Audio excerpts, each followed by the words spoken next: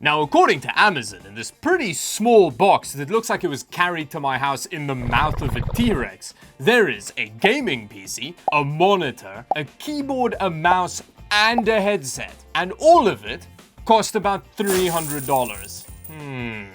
I don't know. But before we check it out, today's video is sponsored by a monster of a power supply with a frankly obscene amount of peels per inch. Not only that, but the Be Quiet Dark Power Pro 13 has a switch on the back that unfailingly rustles the gentleman's vegetables. Oh! So if you're in the market for an heirloom power supply with huge amounts of future-proof connectors, braided cables, except for the PCIe 5 one, and a bunch of awesome accessories, check out the Dark Power Pro 13 using the link in the video description.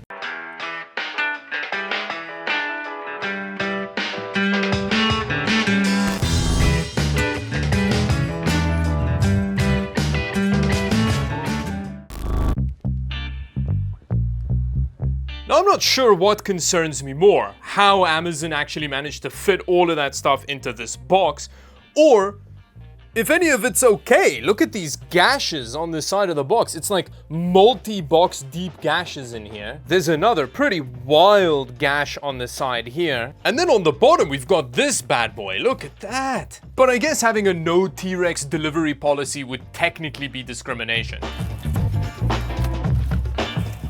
Oh yeah, I think they actually did manage to fit an entire gaming setup in here. Now the smarty pants amongst you may have already guessed what this gaming system in here is based on because of the Amazon refurb stickers on here. But there's a whole lot more to it than that. It even comes with an RGB remote. Ooh, we get some hi-fi headphones in a box that has also had the T-Rex treatment.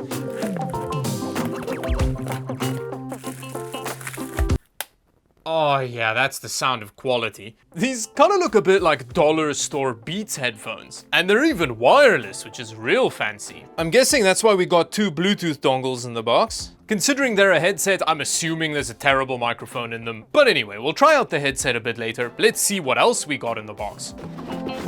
And then here we have our bomb mouse. It's the same brand as the headset, but this is a lot more out there looking than the headset. It kind of looks like it was designed by a 13-year-old hopped up on Slurpees. It's a surprisingly comfortable mouse.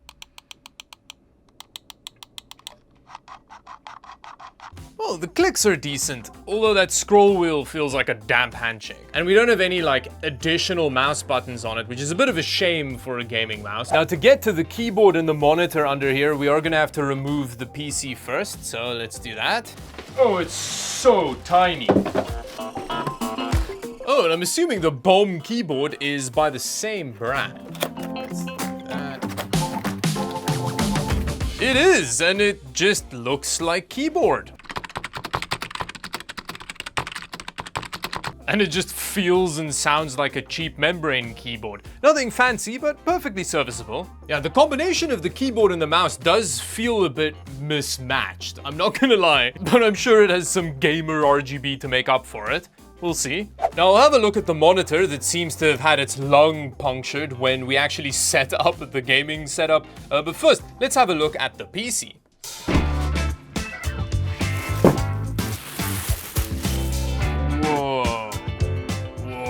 These Dell Optiplex gaming systems just keep getting more ridiculous. This one apparently having been dug out of a stripper's purse. The seller just glued a bunch of glittery sandpaper to the outside of it and didn't even do a great job of it. There's just like bits of glue and crap sticking out all over the place. There's scuff marks on the top. Although in all fairness, considering my track record with this kind of crap, I don't think I get to throw shade here. Now I don't really know what specs are in here because the seller is quite vague about it, but I'm assuming, considering the price, that we've got an 800-year-old i5 in here and maybe a GT 710 if we're lucky. Now this Optiplex model is so old, it doesn't even have USB 3 on the back. But at least it makes up for it with a lot of USB 2 ports. We've also got a Mesozoic period port on the back, which we're not going to use because we're going to be plugging into whatever monster this is. Which I'm going to try and upgrade later in the video to see what kind of maximum gaming performance we can get from it. But before we get to that point, let's open it up and have a closer look. Ah, good old 1,000-year-old Dell interior. We've got a blower fan over the CPU heatsink, which is probably covering like an i5-2400, judging by the generation of this Dell. Now, I don't know what kind of RAM configuration we have in here, because I can't see it. I actually think the RAM is like down here somewhere, so we'll only figure out what RAM we have in here once we turn the system on. Interestingly, the graphics card actually isn't a GT 710 like I was anticipating it to be. No, this has a GTX 750 Ti in it, a much more powerful graphics card. I'm so excited to see this crush games. We also get a King Fast SSD, which will help a lot for general system responsiveness compared to the hard drives you often get with this kind of system. We also have RGB in it, so they have like an RGB hub in here, so I'm assuming they've added like lighting to the front and stuff, which again, we'll see once we turn the system on. Now, unfortunately, we only have a 240 watt power supply in here, which is proprietary, but I think the graphics card we may drop in here later to upgrade this is gonna be fine with that power supply. It should be. I hope it'll fit in here, but we'll see, so with that, let's close it up and set up our entire gaming system and then do some gaming on it. Considering the puncture wound on the box, I'm kinda terrified to see the state of this monitor. I guess it looks fine in there. Okay, good. There's no obvious damage to the panel. Oh yeah, that's some A-grade I/O.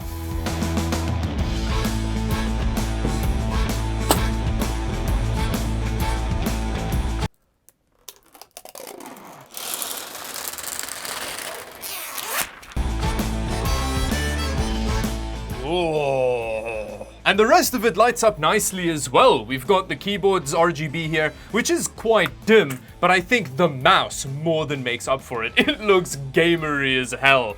I don't think you can control the RGB, it just kind of goes through the rainbow vomit cycle. The more astute of you would have noticed the setup didn't come with a mouse pad, so we're gonna have to bear back the table, which kind of sucks. The headset is pretty uncomfortable because it's like on ear as opposed to over ear, and I really don't like that. It just puts pressure on your ears in ways that it shouldn't. My favorite by far still is this RGB stripper purse Dell. I just love this kind of thing so much. It's kind of like putting underglow in a body kit on a 1994 Camry, you know? Yeah, it's gamerier, I guess, but it still just looks stupid. This monitor has a really interesting finish on it because it's like very glossy plastic, which is something that I've not seen on a display in a long time. It looks pretty wild. I'm curious to see how much RAM we've got in here. If it's more than 8 gigs, I'll be very surprised. An i7-2600, so we actually have a more powerful CPU than I was expecting. And we've got 16 gigs of RAM, 2 sticks. What more could you want? So this is an unprecedented hardware configuration for one of these, because we also have a GTX 750 Ti in here. This is amazing. Whoa, what are these auto settings? Why is it capping our frame rate at that doesn't make any sense. I then changed all the settings to 1080p competitive and loaded into a round of everybody's favorite digital daycare. First off, in terms of peripherals, the lack of mousepad isn't great, but the mouse and keyboard feel pretty inoffensive besides that, which is something I really can't say for the monitor, which just looks terrible. The colors are wildly wrong and the off-angle viewing is horrendous.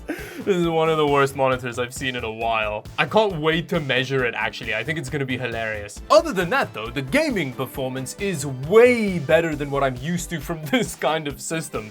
It's actually playable. We even have a bit of CPU headroom left for a future graphics card upgrade, which will likely catch on fire. The setup was so usable, in fact, I was winning a whole lot of PvP, although it may not have been because of the gaming setup. I don't know, that person has to be playing with no sound.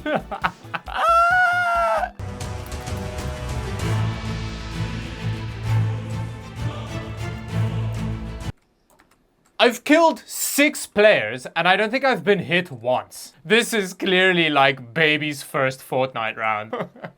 Oh no. Regardless of the reason, the Amazon gaming setup eventually led me to victory. Hey, look at that. CSGO is also running very well. This is at 1080p competitive settings, and it feels good. Like, this is a usable CSGO experience. I just wish the monitor was less of an abomination. Like, it's so bad. Horrendous monitor and headset aside, when it comes to esports titles, this system is genuinely usable, which is not something you can always say for these cheap resto mod systems. But what about something a bit more demanding? Even Battlefield 5 is kind of okay. We're just under 60 frames per second, and the thing is, this is not the same almost 60 frames per second as we were getting in Fortnite. It feels heavier and worse. Let's try out the render scale option to squeeze out a bit more performance. Doesn't look amazing, but it feels a lot better. We didn't gain a lot in terms of frame rate, but when it comes to like input lag and how the game feels, it's made a big difference. Ooh, it seems like Cyberpunk is where we kind of run out of steam. Now granted, this is at 1080p and it is medium settings, so the fact that the PC hasn't exploded yet under it is quite impressive, but this is not playable. There is so much input lag. Hopefully balanced fidelity FX can save us. It's a lot better, like a lot better, but it's still not great. It leaves us no choice. Ultra performance. Hey, there we go. So with ultra performance FSR at low settings, it can actually kind of run. We just need to ignore the fact that it looks horrendous. Like, look at that. Look at the trail behind the car. But then something weird happened. Wait, what's happened? Why are we... What is happening? Oh. Ah, there we go. It's loaded the bit of the game. Anyway, let's drop a more powerful graphics card in here and see it all catch on fire. And this is the GTX 750 Ti that's been putting up a pretty commendable fight. But now we're gonna drop in one of the most powerful low-profile graphics cards in the world, the RTX A2000. A graphics card that's actually featured in the last video, so I'm really getting my money's worth out of this card.